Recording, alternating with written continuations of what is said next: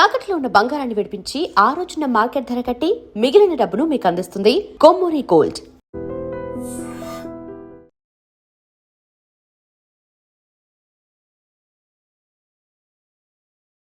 నమస్తే, welcome to I dream. నేను వలి.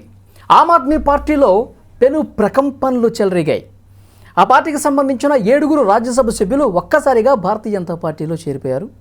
మొత్తం ఆమ్ ఆద్మీ పార్టీ రాజ్యసభ పక్షాన్ని భారతీయ జనతా పార్టీలో విలీనం చేసినటువంటి పరిస్థితి ఉంది. అంటే ఆమ్ ఆద్మీ పార్టీ భవిష్యత్తు ఇక ప్రశ్నార్థకమేనా, లేదు అంటే కనుక పడిలేచిన కెరటంలా మళ్ళీ ముందుకు వస్తుందా? దీని గురించి మనం మాట్లాడటానికి ప్రస్తుతం స్టూడియోలో ఉన్నారు ఆ పార్టీకి సంబంధించి తెలంగాణ స్టేట్ కన్వీనర్ హేమా సుదర్శన్ జులోజు గారు. మాట్లాడదాం. నమస్తే అండి. నమస్తే. హేమా సుదర్శన్ గారు, ఆమ్ ఆద్మీ పార్టీలో ఆయన జైలుకి వెళ్ళి వచ్చిన తర్వాత పరిస్థితులు ఒక్కసారిగా మారిపోతూ వస్తున్నాయి. రాజ్యసభ సభ్యులు ఆయన రాఘవ్ చడ్డా గారు ఆయన ఏదో పార్టీ వ్యతిరేక కార్యక్రమాలకు పాల్పడుతున్నారని చెప్పి రాజ్యసభ ఉపనేతగా ఉన్న అతను కూడా అందు నుంచి తొలగించారు. ఒక్కసారిగా 7 తీసుకెళ్ళిపోయి జాయిన్ చేయించేశాడు. అంటే ఎట్లా చూస్తారు దీన్ని? గద్దార్ అంటారు, దేశద్రోహం అంటే ద్రోహం అంటారు. పార్టీకి ద్రోహం, దేశానికి కూడా ద్రోహం. ఎందుకంటే పంజాబ్ వచ్చేసి ఆ ప్రజలు నామినేటెడ్ పోస్టులు ఇవి. మిమ్మల్ని అంటే ఎమ్మెల్యేలు గెలిచి వాళ్ళు ఎంచుకుంటే మీరు ఆ పొజిషన్లో ఉన్నారు. సో పంజాబ్ ప్రభుత్వాన్ని, పంజాబ్ ప్రజల్ని కూడా వచ్చేసి మీరు మోసం చేశారని చెప్పాలి. కానీ మీరు ఎక్కడో ఉన్నారు. ఆ 22 సంవత్సరాలకు నువ్వు పార్టీలోకి వస్తే నిన్ను ఒక పార్టీ లీడర్గా అసలు ఏమీ తెలియని టైంలో చదువుకున్నావు, విదేశాల్లో చదివినావు అనే ఒక దాంతోనే నువ్వు ఒక మంచి లీడర్ అవ్వాలి అని చెప్పేసి నీకు పార్టీ అవకాశం ఇచ్చింది. ఆ పార్టీ అవకాశాన్ని ఈరోజు నువ్వు వచ్చేసి అన్ని రకాలుగా ఇప్పుడు ఆమ్ ఆద్మీ పార్టీ పెట్టగానే రూలింగ్లోకి ఎందుకు వచ్చింది? ఆమ్ ఆద్మీ పార్టీ వచ్చేసి వాళ్ళ మేనిఫెస్టోలో ఏదైతే పెట్టామో మేము హెల్త్, ఎడ్యుకేషన్, మనం కట్టే ట్యాక్స్లకి మనకి రిటర్న్ ఇవ్వాల్సిన బాధ్యత గవర్నమెంట్స్కి ఉన్నది. ఆ ట్యాక్సులు మనం వచ్చేసి హెల్తీగా ఉంటేనే సంపాదించి ట్యాక్సులు కడతాం. అదేవిధంగా ఎడ్యుకేషన్ కూడా బాగుంటేనే కదా మనం మంచి జాబ్స్ చేసేసి వాళ్ళకి ట్యాక్స్ కట్టడానికి. ఈ ఎజెండానే మా పార్టీ సిద్ధాంతం. సో అది ఇంప్లిమెంటేషన్ చేసింది కాబట్టే కదా ఢిల్లీలో వచ్చేసి వాళ్ళు 3 సార్లు సీఎంగా ఉన్నారు. నీకు అందులో మంచి మంచి కీలక పోస్టులు ఇచ్చారు. నీకు ఎమ్మెల్యేగా అవకాశం ఇచ్చింది. అదేవిధంగా వచ్చేసి జెల్ బోర్డులో వచ్చేసి ఒక మంచి కీలకమైన ఒక పోస్ట్ ఇచ్చారు. అదేవిధంగా పంజాబ్లో కూడా నిన్ను వచ్చేసి ఒక అడ్వైజర్గా పంపించారు. సో పంజాబ్ ప్రజలు మిమ్మల్ని వచ్చేసి అక్కడ ఇప్పుడు ఎవరైతే వెళ్ళారో వాళ్ళందరూ వచ్చేసి పంజాబ్ ప్రభుత్వం మిమ్మల్ని నమ్మింది. అది మీరు ఆమ్ ఆద్మీ పార్టీలో ఉన్నారు, కేజ్రీవాల్ని సార్ నమ్మేసి ఆమ్ ఆద్మీ పార్టీలో ఏదైతే మేనిఫెస్టోలో ఉన్నాయో ప్రతి వాటిని నెరవేరుస్తారనే ఒక ఉద్దేశంతోనే మీరు వాళ్ళని మిమ్మల్ని నమ్మి మిమ్మల్ని వచ్చేసి రాజ్యసభకు పంపిస్తే ఈ రోజు వచ్చేసి వేరే పార్టీకి వెళ్తున్నాం అంటే ముఖ్యంగా దీంట్లో వచ్చేసి బాగా గద్దారి అంటే ఏ విధంగా అంటే 3 years నుంచి ఇదే కేసులలో వచ్చేసి తిన పేరు కూడా ఉంది, రాఘవ్ చడ్డా అనే పేరు కూడా ఉంది. ఏ కేసెస్లో? ఏదైతే ఇప్పుడు పిఎంఎల్ఏ అని ఒక చట్టం తీసుకొచ్చి ఏంటిది లిక్కర్ కేసు అని చెప్పి తీసుకొచ్చారు కదా, దాంట్లో మా సార్ క్లీన్ షీట్ వచ్చేసింది, అందరికీ తెలిసిన విషయమే. దాంట్లో అప్పుడు కూడా తిన పేరు ఉండే. ఇప్పుడు మా పార్టీలో అందరు లీడర్లను లోపలేశారు. భయపడకుండా వాళ్ళ లోపలికి వెళ్ళేసి వచ్చారు. ప్రాణత్యాగం కూడా చేయడానికి రెడీగా ఉన్నారు. కాబట్టి అన్ని సంవత్సరాలు ఇతను మాత్రము కనీసం భయపడి కనీసం పార్టీ అంత నీకు వచ్చేసి ఒక పొజిషన్ ఇచ్చినప్పుడు పార్టీ వాళ్ళ లీడర్లు అందరూ జైల్లో ఉంటే కనీసం ఒక బయట కూడా ఇవ్వలేకపోయినావు. ఆ రోజు వచ్చేసి దేశం వదిలి కండ్ల ఆపరేషన్ అనే వంకతోనే వచ్చేసి కనీసం నువ్వు బయట ఇవ్వకుండా పారిపోయినవి. ఆ రోజు నుంచి ఈ రోజు వరకు కూడా నువ్వు పార్టీ ఆఫీస్కి అడుగు పెట్టకుండా పార్టీ ఎందుకు ఇచ్చింది నీకు ఛాన్సు? ఆపోజిషన్, మన ఆపోజిషన్ లో ఉన్నాము అండ్ పంజాబ్ లో వచ్చేసి రూలింగ్ లో ఉంది. ఆయనకి మీరు అన్ని అవకాశాలు ఇచ్చినా, అన్ని పదవులు ఇచ్చినా, అంత ప్రోత్సహించినా ఎందుకు భారతీయ జనతా పార్టీలోకి వెళ్ళిపోయాడు? మరి ఎందుకు అంటే మా పార్టీలో వచ్చేసి ఒక ఎమ్మెల్యే కూడా సామాన్యులాగానే ఉంటారు. వాళ్ళకి జెడ్ కేటగిరీ అలాంటి తనకు అలవాటు అయిపోయింది. జెడ్ కేటగిరీ కావాలి, లగ్జరీ లైఫ్ కావాలి, అందువల్లనే సో దాంట్లోకి వెళ్ళే అవకాశం ఉన్నది. లేకపోతే డర్పోక్లాగా జైల్లోకి మా వాళ్ళు వెళ్ళారు. కానీ ఈయన భయపడ్డాడు. అందరికీ ఆ ధైర్యం ఉండదు కదండి. అందువల్లనే భయపడే డర్పోక్లాగా ఈ రోజు వచ్చేసి ఏంటిది ఆమ్ ఆద్మీ పార్టీలో ఉండి కూడా అప్పుడు నువ్వు లీడర్గా మాట్లాడలేకపోయినావు. ఏది బీజేపీ ప్రభుత్వం చేసే వాటిని ఏది వాళ్ళు మేనిఫెస్టోలో పెట్టిన చేసినరా అని చెప్పేసి ఏదోనా అడిగావా? ఓన్లీ వచ్చేసి ఏమి పాము సాగకుండా కర్ర విరగకుండా అనే టైపులో వచ్చేసి కొన్ని టాక్టివ్ పాయింట్లు తీసుకొని 3 సంవత్సరాల నుంచి తను పార్టీకి దూరంగానే ఉన్నాడు. 3 సంవత్సరాలు తనకు వచ్చేసి నువ్వు మారు, ఇది కరెక్ట్ కాదు అని చెప్తూనే వాళ్ళకి హెచ్చరించుకుంటూ వచ్చాడు. ఇప్పుడే కదా అసలు రాఘవ్ చెడ్డా అంటే ఇంతకుముందు ఎవరికి తెలుసు? ఈ 3 నెలల నుంచే కదా తన పేరు బయటకు వచ్చేది. టాక్టివ్గా సమోసా మీద మాట్లాడాడు. సమోసా గురించి మనం రెగ్యులర్గా అయితే వచ్చేసి ఎయిర్పోర్ట్లోకి వెళ్ళి తినం కదా. సో అదే సమోసా గురించి వేరే పార్టీ కూడా మాట్లాడినప్పుడు మొత్తం ట్రోలింగ్ చేశారు. ఏంటిది పార్లమెంట్లో వచ్చేసి మాటలా మాట్లాడేది సమోసా గురించి మరి దీని గురించి తిని మాట్లాడినప్పుడు ఎందుకు వచ్చేసి ట్రోలింగ్ చేయలేదు ఇదే బీజేపీ ప్రభుత్వం తొత్తుగా వచ్చేసి మారిండు. 3 సంవత్సరాల నుంచి అవన్నీ మేము వచ్చేసి వాళ్ళ అవకాశం ఇస్తూ ఇంకా తనకు దీంట్లో మారు అని చెప్పినా కూడా మారకుండా. రాఘవ్ చడ్డా నిన్న ఏం చెప్తా ఉన్నాడు? 15 సంవత్సరాల పాటు ఆమ్ ఆద్మీ పార్టీలో నా రక్తాన్ని, నా చెమటను, నా సమయాన్ని ఖర్చు పెడితే అసలు కనీసం పట్టించుకోవట్లేదు ఒకటి. ఆ తర్వాత ఆయన ఇంకొక కీలకమైన కామెంట్ చేశాడు. ఆమ్ ఆద్మీ పార్టీ అగ్రనేతలు దోచుకోవటానికి అలవాటు పడ్డారు. వాళ్ళు చేసే నేరాల్లో నేను భాగస్వామి కానందుకు నన్ను టార్గెట్ చేశారు అని మాట్లాడుతున్నారు. అది సిగ్గుమాలిన చర్యనే ఆయన మాట్లాడేది. ఎందుకంటే తల్లి రొమ్ము పాలు దాగి తల్లినే, ఇది సామెత ఒకటి ఉంటుంది, ఆ టైప్లో చేస్తున్నారు. ఇప్పుడు ఆమ్ ఆద్మీ పార్టీలో మీరు పెట్టిన కేసు వచ్చేసి అది ఫేక్ అని చెప్పేసి బయటకు వచ్చింది. ఇంకా ఏ విధంగా ఉంది పార్టీలో? బీజేపీ లీడర్ల లాగా వచ్చేసి వేరే పార్టీలో ఉండి ఈడీ సిబిఐ చేయగానే వచ్చేసి బీజేపీ పార్టీలో చేరి దాంట్లో ఉన్న ఈ మణిపూర్ విషయం కానీ ఆడవాళ్ళు లైంగిక వేధింపులు ఏదైనా పార్టీలో ఉందంటే ఇది ఓన్లీ వచ్చేసి బీజేపీ పార్టీ. ఆ బీజేపీ పార్టీ ఏం చేసింది? ఈరోజు ఎన్ని రకాలుగా ప్రజలను ఇబ్బంది పెట్టుకుంటూ వచ్చింది. సో ఇన్ని రకాలుగా ఉన్న పార్టీలోకి అదేవిధంగా వచ్చేసి పంజాబ్ను వచ్చేసి దేశద్రోహం అని చెప్పేసి అన్నారు. సో అలాంటి పార్టీలో బీజేపీ పార్టీ క్లీన్ షీట్ ఉందా? అదే ఆమ్ ఆద్మీ పార్టీ వచ్చేసి క్లీన్ షీట్. అది చెప్పడానికైనా కూడా కొంచెం మైండ్ ఉండి మాట్లాడాలి. చదువుకున్న వాళ్ళు అని చెప్పేసి అనుకుంటే అతి తెలివి ప్రవర్తించి ఈ రోజు వచ్చేసి తినింటి వాసాలు లెక్కబెట్టేలాగా చేసిండు. ఏమైనాకు మర్యాద ఇవ్వలే, ఏం పోస్టులు ఇవ్వలేదు, తనకి అన్ని రకాలుగా అసలుకి ప్రతి ఒక్కరు వేరే వాళ్ళకి ఇచ్చుకుంటూ పోవాలి. అలాంటిది నిన్ను నమ్మి అన్ని రకాలుగా నీకు అందలం ఎక్కిచ్చింది పార్టీ. ఈరోజు రాఘవ్ చెడ్డా అంటే నువ్వు చార్టర్డ్ అకౌంట్గా తెలియదు, ఆమ్ ఆద్మీ పార్టీ లీడర్గా తెలుసు. నీకు అన్ని రకాలుగా ప్రతి జెల్ బోర్డులో వచ్చేసి వైస్ చైర్మన్కి ఇచ్చారు, అదే ఫార్మర్స్ దాంట్లో వచ్చేసి చైర్మన్కి ఇచ్చారు, నీకు పంజాబ్లో వచ్చేసి అడ్వైజర్గా పంపించారు. ఇన్ని రకాలుగా పార్టీ ఎమ్మెల్యేను, ఒక ఎంపీ, నీకు ఒక పార్లమెంట్ మెంబర్గా చేసింది, ఫ్లోర్ లీడర్గా చేసింది, ఏమి ఇవ్వలేదు తనకి. ఇంకా ఇన్ని రకాలుగా ఇచ్చినాక నాకేమి ఇవ్వలేదు అనేది ఎలా మాట్లాడుతారు? ఇప్పుడు రాఘవ్ చద్దా బీజేపీ మనిషి అయిపోయాడు, బీజేపీకి లొంగిపోయాడు అనుకుందాం. మరి మిగతా 6 మంది ఎంపీల పరిస్థితి ఏంటి? వాళ్ళు ఎందుకు ఉన్న పళంగా వెళ్ళిపోయారు భారతీయ జనతా పార్టీలోకి? వాళ్ళకేమి నష్టం చేసింది? ఎవ్వరికి ఇక్కడ ఏమీ నష్టం చేయలేదు. వాళ్ళు సామభేద దండోపాయాలు ఉపయోగించి పార్టీ లీడర్లని ఎలా అయితే లోపల పెట్టారు. బీజేపీ ప్రభుత్వం అదే చేసింది కదా. అందరూ భయపడకూడదు. ఇప్పుడు వీళ్ళు వచ్చేసి ఇప్పుడు సంజయ్ సింగ్ సార్ కానీ, మనీష్ సిసోడియా కానీ, సత్యేందర్ జైన్ సార్ కానీ, కేజ్రీవాల్ సార్ కానీ ప్రాణాలు కూడా వాళ్ళు తెగించి లోపలికి వెళ్ళారు. వీళ్ళకి ఆ ధైర్యం లేదు.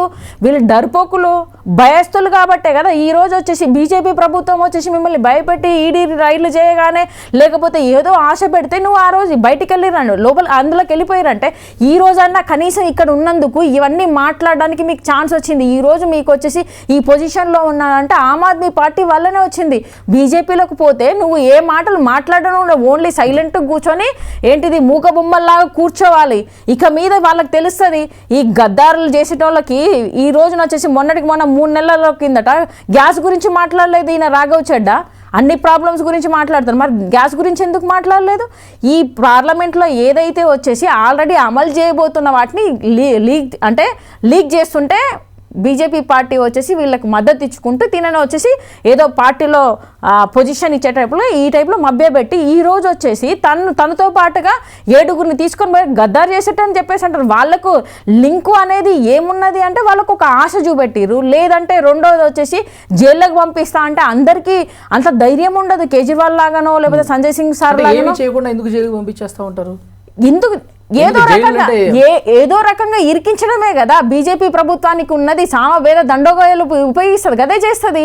ఏదో రకంగా ఏదో కేసులో ఇరికిస్తారు. కొంతమంది ఫ్యామిలీ వచ్చేసి ఏంటిది వాళ్ళు సెన్సిటివ్గా ఉండుంటారు.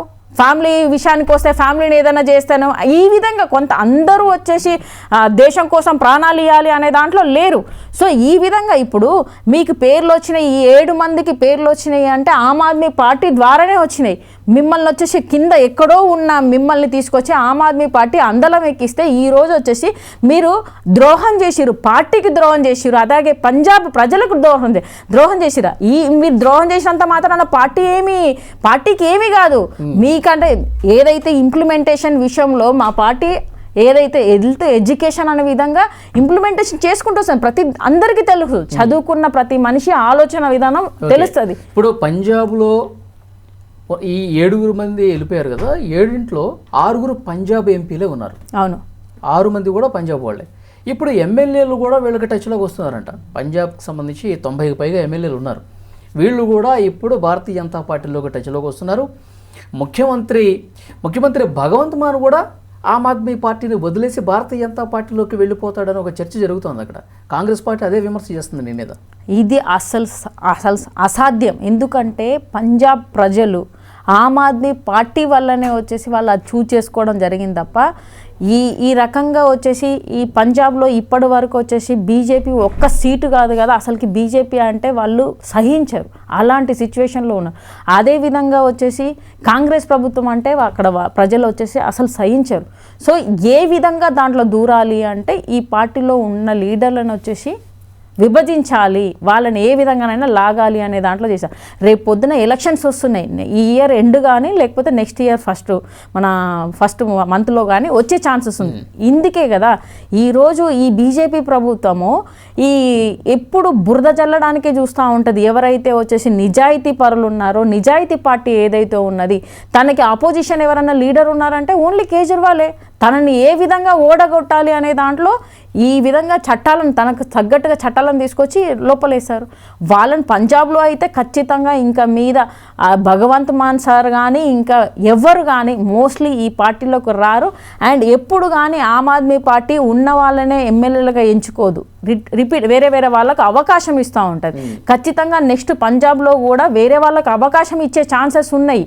దానివల్ల అది తెలిసి మిగతా ఎమ్మెల్యేలు పోవడానికి రెడీగా ఉంటారు తప్ప ఆమ్ ఆద్మీ పార్టీ సిద్ధాంతాల కోసం గెలిచింది తప్ప వీళ్ళు ఈ ఫేస్ను చూసుకొని ఆమ్ ఆద్మీ పార్టీ పంజాబ్లో గెలవలేదు.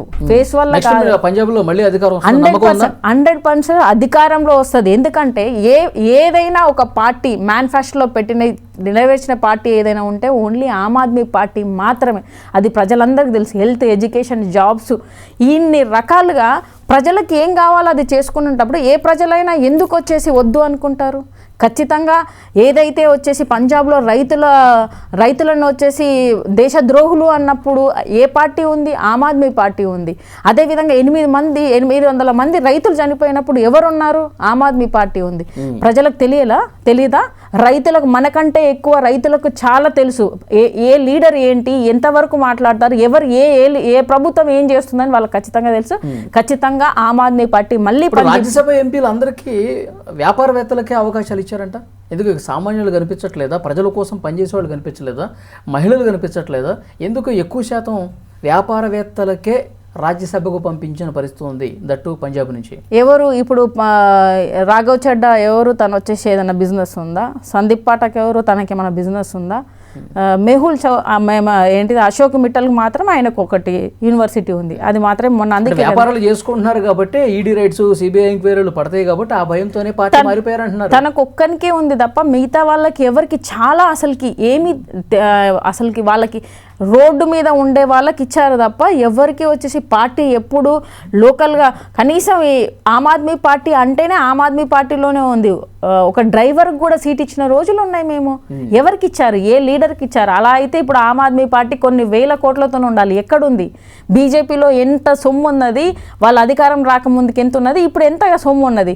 ఇద్దరు పాలిస్తున్నారు, ఇద్దరు వచ్చేసి దోచుకుంటున్నారు. అదే విధంగా ఉన్నది ఈ బీజేపీ ప్రభుత్వం. అంతకు మించేసేసి మా పార్టీలో ఎవరు కానీ కనీసం జెడ్ కేటగిరీ ఒక ఎమ్మెల్యేకి మనకి ఇక్కడ ఎమ్మెల్యే ఉన్నారంటే దానికి వచ్చేసి ఒక 2 గన్మెన్లు ఉంటారు, మిగతా వెనకాల ఒక మార్బలం ఉంటుంది. అలాంటిది సామాన్యంగా తిరుగుతూ ఉంటారు మా పార్టీ ఎమ్మెల్యేలు ఢిల్లీలో కానీ పంజాబ్లో కానీ. అంత సామాన్యంగా ఉన్నప్పుడు ఏ విధంగా మీరు ఏంటిది ఒక వ్యాపారస్తులకే ఇస్తారు అనేది అయితే ఇది అవాస్తవం 100%. నెక్స్ట్ పంజాబ్లో కూడా వచ్చేసి వాళ్ళకే ఇవ్వకుండా మిగతా కొత్త వాళ్ళకి ఛాన్సెస్ ఇవ్వడానికి రెడీగా ఉంది కాబట్టి అది వాళ్ళు గ్రహించుకొని వేరే పార్టీలకు జాయిన్ అవుతారో తప్ప ఖచ్చితంగా ఆమ్ ఆద్మీ పార్టీ ఒకరికే ఇవ్వదు. ఎప్పుడు ఇంకో లీడర్ని కొత్త లీడర్ని రెడీ చేస్తూ ఉంటుంది. అది సామాన్యులకు ఎక్కువగా ప్రిఫరెన్స్ ఇస్తూ ఉంటుంది. ఓకే, ఇంకొకటి నెక్స్ట్ పంజాబ్లో ఎలక్షన్స్ జరగబోతున్నాయి. సో మేనిఫెస్టో అమలు చేసాం, 100% అమలు చేసాం, ప్రజల ఆకాంక్షలు ఏవైతే ఉన్నాయో వాటిని తీరుస్తున్నాం అని చెప్తున్నారు. అరవింద్ కేజ్రీవాల్ గారు జైలుకి వెళ్ళొచ్చిన తర్వాత సేమ్ ప్రజల్లో అదే భావన ఉందా? ప్రజల కోసం కష్టపడి పనిచేస్తారు, ప్రజల కోణంలో పరిపాలన చేస్తారు, అదే భావన ఉందా? లేదంటే దోచుకు తింటారు అందుకే జైలుకి వెళ్ళొచ్చారు, ఇలాంటి నెగిటివ్ ఫీల్ ఏమన్నా కనిపిస్తుంది అంటారా? ఇప్పుడు మంచి కంటే చెడు ఎక్కువగా ప్రచారం తొందరగా అవుతుంది, మంచి కొంచెం స్లోగా అవుతూ ఉంటుంది. అదేవిధంగా ఈరోజు వచ్చేసి ఏదైతే వాళ్ళకి చట్టాలు తీసుకొని ఆ పిఎంఎల్ఏ అనే దాన్ని తీసుకొచ్చేసి ఈరోజు జైల్లో వేసిన వాళ్ళకి మొన్ననే కదా క్లీన్ షీట్, అసలు ఏ ఆధారాలు దొరకలేదు అని చెప్పేసి అందరికీ తెలిసిన కేసు కొట్టేశారు. ఇప్పటికీ ఒక కేసు ఒక కోర్టు కాకపోతే ఇంకో కోర్టుకి వెళ్తున్నారు, అక్కడ కూడా ఇదే జరుగుతుంది. సో ఆమ్ ఆద్మీ పార్టీ ఇప్పటిదాకా ఏ కరప్షన్ కాలేదు, ఏదైతే మేనిఫెస్టోలో ఉన్నదో వాటిని నెరవేర్చిన పార్టీ. అది హెల్త్ ఎడ్యుకేషన్ టాప్ లెవెల్లో వచ్చేసి ఇవ్వాలి అనే ఒక కాన్సెప్ట్తోనే వచ్చింది, అవి అన్నీ నెరవేర్చారు. ఎడ్యుకేషన్, హెల్త్, అలాగే వచ్చేసి ఉద్యోగాలు, ఈ బస్ ఫ్రీ అనేది కూడా ఇక్కడ కాపీ కొట్టింది ఎవరి దగ్గర నుంచి కాపీ కొట్టారు? ఆమ్ ఆద్మీ పార్టీ ఢిల్లీలో చేసింది కాబట్టి ఇక్కడ కాపీ కొట్టారు. అదేవిధంగా గల్లీ గల్లీ దవాఖానాలు ఈ రోజున ఇక్కడ టీఆర్ఎస్ ఉన్నప్పుడు చేశారంటే ఎక్కడి నుంచి కాపీ కొట్టారు? అదే మన బస్తీ దవాఖానాలు అని చెప్పేసి మెడిసిన్ ఫ్రీ అనేది ఇదంతా వచ్చేసి ఆమ్ ఆద్మీ పార్టీ ఢిల్లీలో చేసింది, నువ్వు ఇక్కడ ఇంప్లిమెంటేషన్ చేయడానికి ట్రై చేసావు. అప్పుడు ప్రతి ఒక్కటి ఇప్పుడు ఒక పార్టీ నుంచి కాపీ కొడుతున్నారంటే వాళ్ళు ఇంప్లిమెంటేషన్ చేశారు, కరెక్ట్గా ఉందే కాబట్టి కదా. ఇంకో రాష్ట్రం వచ్చేసి కాపీ కొట్టడానికి ట్రై చేస్తున్నారు. ఈ రోజు కవిత కూడా వచ్చేసి మా పార్టీనే వచ్చేసి కాపీ కొట్టింది. ఈ రోజులో మా పార్టీలో ఉన్న ప్రతి సిద్ధాంతం ఆమె ఈ రోజు వచ్చేసి తను మా పార్టీ కండువా కూడా సేమ్ అదే కలర్లో ఉంది. అంటే కాపీ కొట్టిందంటే అర్థం ఏంటిది? ఆమ్ ఆద్మీ పార్టీ కేజ్రీవాల్ గారు తను పెట్టిన మేనిఫెస్టోలో నెరవేర్చారు, ప్రజలు మద్దతు ఇస్తున్నారు నెరవేర్చిన పార్టీ కాబట్టి. అలా ప్రజలలోకి వెళ్ళాలి అనేది ఈరోజు కాపీ కొడుతున్నారు. పక్క రాష్ట్రంలో ఏ రాష్ట్రంలో చూసినా కాపీ కొట్టలేదు, ఓన్లీ ఆమ్ ఆద్మీ పార్టీ చేసిన వాగ్దానాల మీదనే కాపీ కొట్టి ఈరోజు వేరే రాష్ట్రాలలో పెడుతున్నారు. సో హెల్త్, ఎడ్యుకేషన్ కావచ్చు, అదేవిధంగా ఉద్యోగాలు కావచ్చు, ఈరోజు చూసుకుంటే బస్ ఫ్రీ కావచ్చు, ప్రతి ఒక్కటి ఆమ్ ఆద్మీ పార్టీ ఒక్కటే వచ్చేసి ప్రజల కోసం పోరాడుతుంది, ప్రజలలో ఉంటుంది. దేశంలోనే అప్పు లేని రాష్ట్రంగా ఒక పార్టీ అంటే ఒక స్టేట్ ఉన్నది అంటే అది ఓన్లీ ఢిల్లీనే ఉండే తను ఉన్నప్పుడు. సో ఇన్ని అవకాశాలు ఉన్నా కూడా ఇప్పటికీ ప్రజలు ఒకటే ఆలోచించాలి.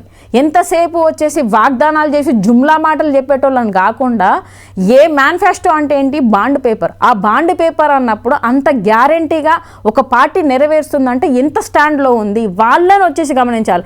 ఎంతసేపు వచ్చేసి ఏదో మాటలు చెప్పేసి మేము చేస్తాము అనేటప్పుడు 100 రోజులలో టైం ఇస్తే 100వ రోజు కాకపోతే వచ్చేసి ఏ పార్టీ అయినా కూడా మేము ఇక్కడి నుంచి రిజైన్ చేస్తామనేది ఎవరన్నా చెప్తున్నారా? అలాంటి చేయమని చెప్పి అదే మా పార్టీ చేస్తుంది. ఎవరు ఖచ్చితంగా వాగ్దానం ఏదైతే చేస్తుందో ఆ వాగ్దానం నెరవేరుస్తుంది కాబట్టి ఆమ్ ఆద్మీ పార్టీ ఇంకా బ్రతికే ఉన్నది. అన్ని పార్టీల్లో ఇప్పుడు 45 ఇయర్స్గా ఉండి జుమ్లా మాటలు చెప్పేసి ఈరోజు అధికారం వచ్చిన తర్వాత ఒక మాట, అధికారం రాకముందుకు ఒక మాట లాగా లేదు. వచ్చిన ఆ ఇయర్లోనే ఎలక్షన్ పార్టీ పెట్టారు, ఆ ఇయర్లో వాళ్ళు గెలిచారు, 3 సార్లు అధికారంలో ఉండే. అదేవిధంగా సెంటర్లో నేను ఉన్నాను, నాకు ఇప్పటికీ ఇక్కడ స్థానం లేదని చెప్పేసి ఆయన సామ భేద దండోపాయాలు ఇచ్చి ఎన్ని ఇవన్నీ మనం వింటున్నాం కదా, ఎన్ని ఈవీ మిషన్స్ పట్టుకొని ఈరోజు పార్టీని వచ్చేసి ఓడించాడు ఢిల్లీలో.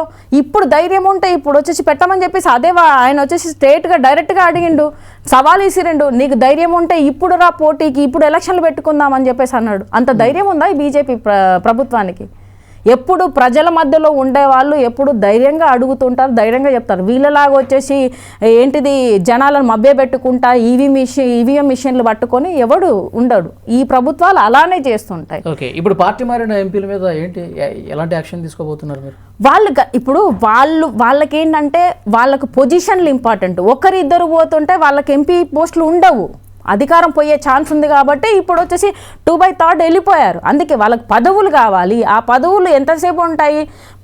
పంజాబ్లో ప్రభుత్వం ఉన్నంతసేపే మీకు ఆ పదవులు ఉంటాయి, తర్వాత మీరెవరో తెలియదు. ఇప్పుడు నువ్వు వెళ్ళిన తర్వాత కూడా కనీసం నువ్వు మాట్లాడే అవకాశం ఉండదు. ఎందుకంటే బీజేపీ ప్రభుత్వం చేసేది అంతా వచ్చేసి ఫ్రాడ్స్. దేశద్రోహ పార్టీ ఏదైనా ఉందంటే ఓన్లీ బీజేపీ పార్టీ. నువ్వు అందులోకి పోయి కనీసం ఇందులో మాట్లాడడానికి అవసరం, దాంట్లో మాట్లాడడానికి ఉండదు. ఓన్లీ ఏంటిది, ఏం చేసింది బీజేపీ? దేశానికి ద్రోహం ఏం చేసింది? దేశానికి ఇప్పుడు 40 రూపాయలు పెట్రోల్ అన్నారు, ఎంత చేశారు? 100 రూపాయలు పెట్రోల్ చేశారు. బేటీ బచావో బేటీ పడావో అన్నారు, స్కూళ్ళన్నీ బందులు చేశారు. ఆడవాళ్ళ మీద అఘాయితనం. బేటీ బచావో అంటే బేటీని ఎక్కడ బచాయించింది? 60,000 మందికి వచ్చేసి మిస్సింగ్ కేసులు అయిపోయినాయి. ఈ ఆడవాళ్ళ మీదనే అఘాయిత్యాలు అయిపోయినాయి. ఎన్నో రకాలుగా బీజేపీలో ఉన్న ఎమ్మెల్యేలు అందరినీ వచ్చేసి బ్రిజ్భూషణ్ సింగ్ కానీ తన మీద వచ్చేసి అలిగేషన్ లేదా, పార్టీ నుంచి పంపించారా? అదేవిధంగా ప్రజ్వల్ రేవన్న మీద వచ్చేసి ఎన్ని రకాలుగా వచ్చింది బీజేపీలో ఉన్న. ఈవెన్ ఇక్కడ ఈ తెలంగాణ ఎంపీ మీద కూడా వచ్చేసి సెక్సువల్ హరాస్మెంట్స్ బీజేపీలో ఉన్నాయి. రఘునందన్ మీద ఏం చేసింది? పార్టీలో ఓన్లీ వచ్చేసి మర్డరర్లను, రేపిస్టులను వీళ్ళనే పెట్టుకుంటుంది బీజేపీలో ఉన్నది. ఒక 2 అమ్ముతున్నారు, 2 కొంటున్నారు ఆ పార్టీలో తప్ప. ఈ అద్వానీని పాలిస్తున్నది, అద్వానీని వచ్చేసి బలవంతుని చేసుకుంటూ ఉంటుంది ఈ బీజేపీ ప్రభుత్వం. అదానిని అంతకుమించి వచ్చేసి ఏం ప్రజల కోసం ఏం చేశారు ఇప్పటిదాకా ప్రజల కోసం ఏమన్నా చేసింది ఉన్నదా బీజేపీ ప్రభుత్వం? కనీసం వచ్చేసి పహల్గామ్ దాంట్లో వచ్చేసి అంతమంది 26 మంది చనిపోతే దేశంలోకి అసలుకి ఎలా జరిగింది, బ్లాస్టింగ్ ఎలా జరిగింది, ఇవన్నీ ఎలా జరిగినాయి, ఇప్పటిదాకా ఎందుకు ఎంక్వైరీ వేయలేకపోయారు? సో దీనంతా ఏం మణిపూర్లో వచ్చేసి అర్ధనగరంగా ఆడవాళ్ళను వచ్చేసి ఊరేగిస్తుంటే ఈ బీజేపీ ప్రభుత్వం ఏం చేసింది? మోడీ ప్రభుత్వం ఏం చేసింది? ప్రజలు సమస్యల్లో ఉన్నప్పుడు అక్కడికి పోకుండా ఓన్లీ అధికారం మాత్రమే ఉంటుంది. ఈరోజు ఎఫ్స్టీన్ ఫైల్లో వచ్చేసి బీజేపీ ప్రభుత్వం మోడీ పేరు ఎందుకు వస్తున్నది? ఏ విధంగా వచ్చింది? ఓన్లీ అధికార దాహంతో మాత్రమే మీరు ఉంటున్నారు తప్ప ప్రజల కోసం ఏమీ లేదు. ఓన్లీ దేశంలో వచ్చే ట్రంప్కు గట్టబెట్టుకుంటూ ఏది అదానికి వచ్చేసి అక్కడ కేసు ఉంది కాబట్టి తనని కాపాడుకోవడానికి ట్రంప్ దగ్గర నువ్వు ఏంటిది డాన్స్ చేసుకుంటూ ఉంటున్నావు తప్ప ఈరోజు గ్యాస్ సమస్య వచ్చింది ఎవరి వల్ల వచ్చింది? బీజేపీ ప్రభుత్వం రాలేదా? వల్ల కాలేదా? గ్యాస్ సమస్యలు, పెట్రోల్ సమస్యలు, ఇలాంటి డాలర్ వచ్చేసి ఒకప్పుడు 42 రూపాయలు ఉంటే ఈరోజు 92 రూపాయలు అయిపోయింది. దానికి ఎవరు కారణం? బీజేపీ ప్రభుత్వం కాదా? డాలర్ రేటు పడిపోతున్నదా, పెరుగుతున్నదా అంటే ఏం కాలేదు అని చెప్పేసి నిర్మలా సీతారామన్ మాట్లాడుతుంది. వీటి వల్ల ఏం జరుగుతుంది? జీడిపి అని మాట్లాడతారు. జీడిపి ఎక్కడ పెరుగుతుంది? సో ఇవన్నీ చూసుకుంటే బీజేపీ ప్రభుత్వం వచ్చిన దగ్గర ఏం జరిగింది? ఎప్పుడు కొన్ని సంవత్సరాలుగా మీరు ఈ విషయాల మీద మాట్లాడుతూనే ఉన్నారు, పోరాటం చేస్తూనే ఉన్నారు. మీతో పాటు ప్రధాన ప్రతిపక్షంగా ఉన్న కాంగ్రెస్ పార్టీ కావచ్చు మాట్లాడుతున్నారు. కానీ 1 కాదు 2 కాదు 3 సార్లు భారతీయ జనతా పార్టీ అధికారంలోకి వచ్చింది. ఎన్డీఏ ప్రభుత్వాలు 3 టైమ్స్ హ్యాట్రిక్ కొట్టారు. ఇది ఎందుకు ప్రజలు మిమ్మల్ని విశ్వసించట్లేదు? మరి ఎంతసేపటికి ఇప్పుడు ప్రజలు ఏమంటున్నారు? మేము ఓట్లు లేకుండానే చాలా ఈవీఎం మిషన్లు మనం చూసుకుంటే ఈవెన్ కాంగ్రెస్ ప్రభుత్వం కూడా బయటికి తీసుకొచ్చింది కదా ఎన్ని దొంగ ఓట్లు ఉన్నాయని. ఒక చిన్న పిల్లగాన్ని వచ్చేసి అదే ప్రధానమంత్రి మోడీ నేనెవరో నీకు తెలుసా అంటే ఓట్ చోర్ అంటున్నాడు. ఆ చిన్న పిల్లగానికి కూడా మోడీ అంటే ప్రధానమంత్రి నువ్వు ఎవరు అంటే నువ్వు ఓట్ చోరు అని చెప్పేసి ఆయన చెప్పకనే సిగ్గులేని ప్రభుత్వం అప్పుడే చచ్చిపోవాల్సింది ఈ మోడీ ప్రభుత్వం. ఈ మోడీ అక్కడనే దూకాలి. చిన్నపిల్లగాన్ని కూడా నేను ఈ విధంగా ఉన్నానంటే నేను ఏ పొజిషన్లో ఉన్నాను, ఎందుకు నాకు ఈ పదవులు ఎందుకు అని చెప్పేసి ఉండాలి. కానీ అట్లాంటిది కూడా ఇంకా సిగ్గు లేకుండా మేము దేశాన్ని ఉద్ధరిస్తున్నామని చెప్పి మాట్లాడతారు ఈ ప్రభుత్వం. ఇలాంటి ప్రభుత్వాల మనకు కావాల్సింది. ఇవి ఎప్పుడు కానీ ప్రభుత్వం అన్నప్పుడు ప్రజల ట్యాక్సులు తినుకుంటా మీరు ఈరోజు వచ్చేసి రోజుకొక సూట్ వేసుకుంటూ కూర్చుంటున్నావు, మసాజులు చేపించుకుంటూ కూర్చుంటున్నాం. మన ఇవి చూస్తుంటే ఇలాంటి వాటి కోసం నువ్వు అధికారంలోకి వచ్చావు. ఒక పిల్లాన్ని కూడా అంటే కట్టుకున్న పిల్లాన్ని కూడా వచ్చేసి చూసుకోలేని ఈ మోడీ ప్రభుత్వం వచ్చేసి దేశాన్ని ఎక్కడ పాలిస్తుంది? ఆడదానిగా మన ఏంటి దేశంలోనే ఆడదానికి మర్యాద ఇవ్వాలి అంటారు, ఆడదాన్ని ఏంటిది దేవతతో పోలుస్తారు. సో అలాంటి కల్చర్ ఉన్నదాన్ని తెలుసో తెలియకుండా నువ్వు చిన్న వయసులో పెళ్లి చేసుకున్న అన్నప్పుడు ఇప్పటిదాకా నీ పేరు మీదనే ఉన్న నీ భార్యను వచ్చేసి తనని ఎందుకు వచ్చేసి ఇప్పటికి నా పేరు మీద నాతోనే అంటే నా పేరు అంటగట్టుకొనే ఉన్నది, నేను ఇప్పటికైనా తనకు ఒక మంచి లైఫ్ ఇవ్వాలి అనేది ఇప్పటిదాకా ఎందుకు చేయలేకపోయావు? కనీసం ఒక అమ్మాయి అంటేనే ప్రతి మనిషి ఒక ఏంటిది అరే పాపం అని చెప్పేసి ఇప్పటిదాకా నీకు ఎందుకు రాలేదు? వైఫ్నే పాలించలేము, వైఫ్నే చూసుకోలేము, దేశాన్ని ఎలా పాలిస్తావు అని చెప్పేసి అనుకున్నావు.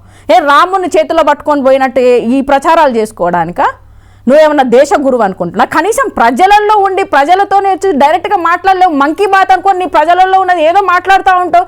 నీకు ధైర్యం ఉంటే ఒక్క కాన్ఫరెన్స్ కూడా పెట్టలేదు. ఎందుకు పెట్టలేదు? నీకు చేత కాదు. సో ఇలాంటి ప్రభుత్వాన్ని మనం ఎంచుకొని మనం తప్పు చేసాం. ఇప్పటికైనా కూడా ప్రజలందరం మనం ఎలా ఉండాలి అంటే, కనీసం నువ్వు గెలిచిన తర్వాత నువ్వు 100 బాండ్ పేపర్లు తీసుకొని రాపించుకోవాలి. ఓటు పైసలు ఇస్తున్నారా, ఈరోజు వేస్తున్నావా, మనల్ని మనం అమ్ముకోవడం కాదు, మనం బర్లము గొర్రెలం కాదు.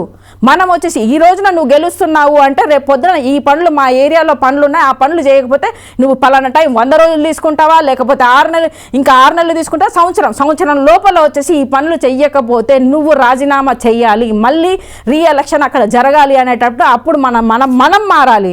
మన ప్రజలు మారితే అప్పుడు బాగుపడుతుంది దేశం, రాష్ట్రాలు బాగుపడతాయి. హేమ సుదర్శన్ గారు, అంటే ఆమ్ ఆద్మీ పార్టీ పతనం వైపు వెళ్ళిపోతుంది, నాయకులు కూడా వదిలేసి వెళ్ళిపోతున్నారు.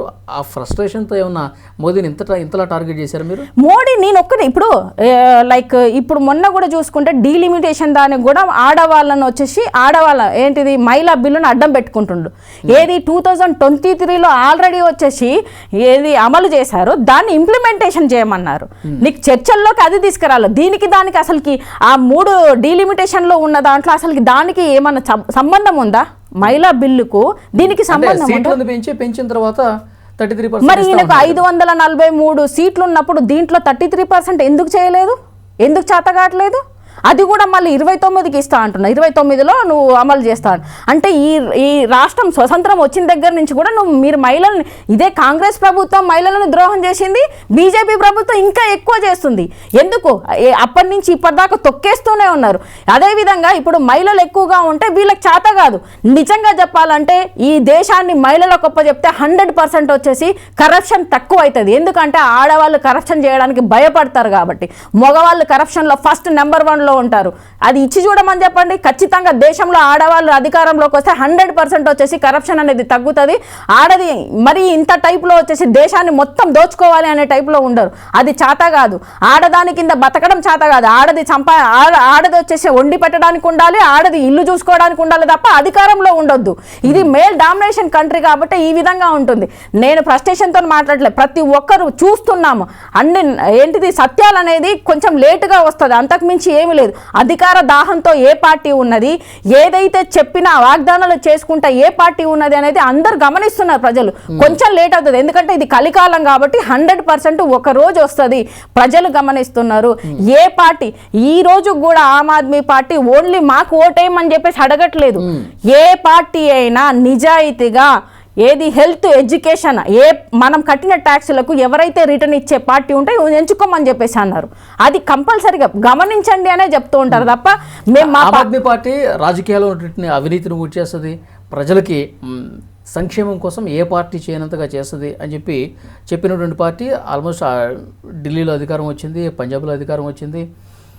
ఇప్పుడు మిగతా రాష్ట్రాల వైపు కూడా చూస్తున్నటువంటి పరిస్థితుల్లో ఇప్పుడు రోజుకి పతనం వైపు దూసుకుపోతుంది ఆమ్ ఆద్మీ పార్టీ. ఆయన జైలుకి వెళ్ళి వచ్చారు, ఇప్పుడు ఉన్నటువంటి నాయకులు కూడా వెళ్ళిపోతూ ఉన్నారు. ఇంకొక రాష్ట్రంలో అడుగు పెట్టలేనటువంటి పరిస్థితి క్రియేట్ అయింది. ఏంటి భవిష్యత్తు ఎట్లా ఉంటుందంటే? ఇక్కడ ఏ రాష్ట్రంలో అంటున్నారు? మొత్తం దక్షిణాదిలో వద్దామని చెప్పేసి ఆల్రెడీ పంజాబ్లో, గుజరాత్లో ఇప్పటికీ మా పార్టీ, నెక్స్ట్ వచ్చేసి గుజరాత్లో మా పార్టీ 100% వస్తుంది. గుజరాత్లో ఏ విధంగా ఉన్నదో చూస్తున్నాం. ఎక్కడ చూసినా బీజేపీ ప్రభుత్వం చేసే వీళ్ళకి శవయాత్రలు కూడా చేస్తున్నారు, ఏంటిది ఉద్యమం చేస్తున్నారు. అది ఎవరికి జనాలకు కనిపించదు. గుజరాత్లో కూడా నెక్స్ట్ మా పార్టీ 100% వస్తుంది. పంజాబ్లో ఉంది, ఏంటిది ఇప్పుడు గోవాలో వచ్చేసి సీట్లు ఉన్నాయి, 5 సీట్లు ఉన్నాయి. మా హిమాచల్లో ఒకటి ఉన్నది అనుకుంటా. ఇవన్నీ ఒక్కొక్క సీట్ అనుకుంటూ వస్తుంది. ఎప్పుడు కానీ వీళ్ళలాగా 45 సంవత్సరాల తర్వాత అధికారంలోకి రాలేదు, పెట్టగానే వచ్చింది. ఇప్పుడు మా పార్టీ వచ్చి కూడా 12 సంవత్సరాలుగా వస్తుంది, దగ్గర 12 నుంచి 15 సంవత్సరాల లోపలే ఉన్నది. అది చేస్తుంది కాబట్టి, ఇంప్లిమెంటేషన్ ఉంది కాబట్టి ఇన్ని రకాలుగా దెబ్బలు కొడుతున్నారు. కొట్టినా కూడా ఇంకా పడిలేస్తున్నాము.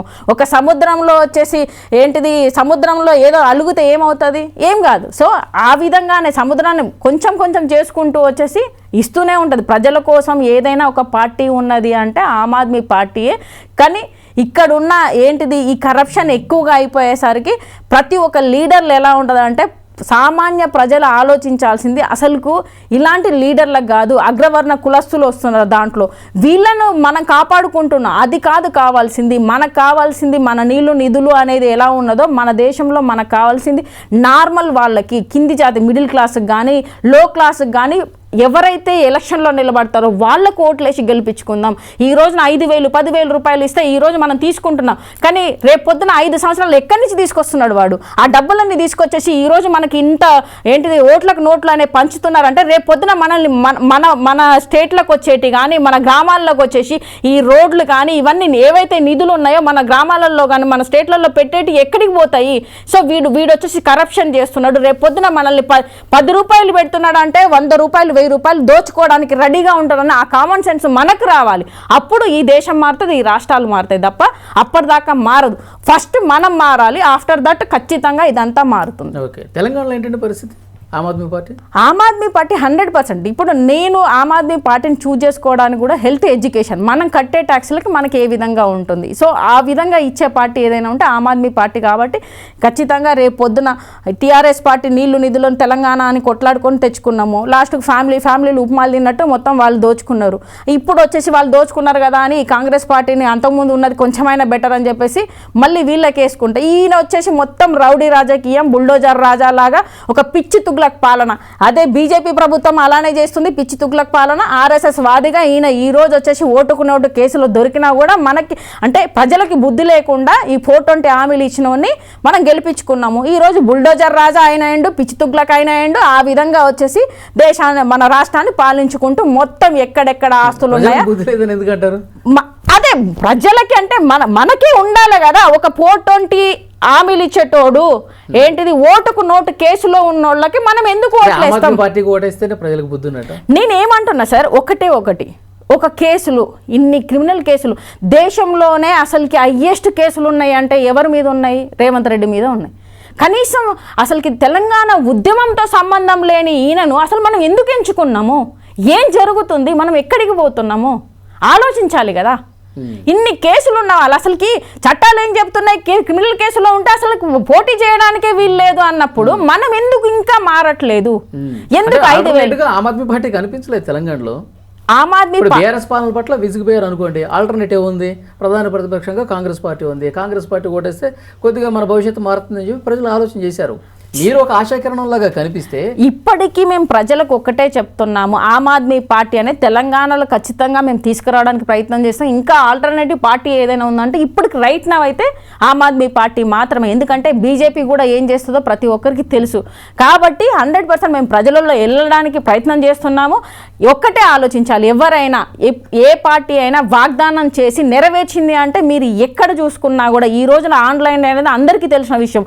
చూసుకుంటే కూడా పంజాబ్లో ఎలా చేసింది, ఏంటిది ఢిల్లీలో ఏ విధంగా వాళ్ళు పాలించారు అనేది చూసుకొని ఈ జంజీ బ్యాచ్ అనేది ఖచ్చితంగా వాళ్ళు ఫోకస్లోనే ఉన్నారు. 100% నెక్స్ట్ ఆదరించే అవకాశం తెలంగాణలో తెలంగాణలో ఏం పోరాటాలు చేస్తుంది? ఎందుకు చేయట్లేదు? రెగ్యులర్గా ఇప్పుడు భూదాన్లో వచ్చేసి మేము ఫస్ట్ పార్టీ మేము వెళ్ళాం, కానీ కవిత దాన్ని పేరు చేసుకొని జనాల 4 వేసుకొని ఎక్కువ మందిని వేసుకొని పోయి అక్కడ ఏదో చేస్తుంది. కానీ భూదాన్ విషయంలో ఆ వెలుగు మట్లలో ఫస్ట్ పోరాటం చేసింది మేము అక్కడికి వెళ్ళి ఆ రోజు మేము వచ్చేసి మా పార్టీ వాళ్ళని జైల్లో కూడా వేశారు. అదే విధంగా చూసుకుంటే ఇక్కడ రోజు వచ్చేసి మొన్న ఏంటిది ఆర్టీసీ దాంట్లో కూడా ఉద్యమాలు మేము తిరుగుతున్నాము. సో ఈ విధంగా ప్రతి దాంట్లో లోకల్గా ఎక్కడున్నా హైడ్రా అని కూలగొట్టే దాంట్లో కూడా మేము వెళ్ళాము, ప్రతి దాంట్లో మేము పార్టిసిపేట్ చేస్తున్నాము. సో లోకల్గా ఇది మా పార్టీలో కొంచెం తక్కువ మంది ఉన్నప్పటికీ మేము వెళ్తున్నాము. అది మిగతా వాళ్ళు ఎలా అనుకుంటారంటే కొంచెం ఫెమిలియర్గా ఉండేసరికి అక్కడ పోయేసరికి మాది వచ్చింది అని చెప్పేసి ఈ ఏంటిది పిఆర్ టీంను పెట్టుకొని వాళ్ళు ప్రచారాలు చేసుకుంటున్నారు. ప్రచారం చేసుకున్నంత మాత్రం ఎవరు ఏంటి అని తెలియకుండా లేదు. జనాలు ఎందుకోసం చేస్తున్నారు, అధికార దాహంతో ఏం చేస్తున్నారు, అధికారం కోసం ఏ విధంగా ఎవరు ఏం చేస్తున్నారు అని అందరికీ ప్రజలకు తెలుసు.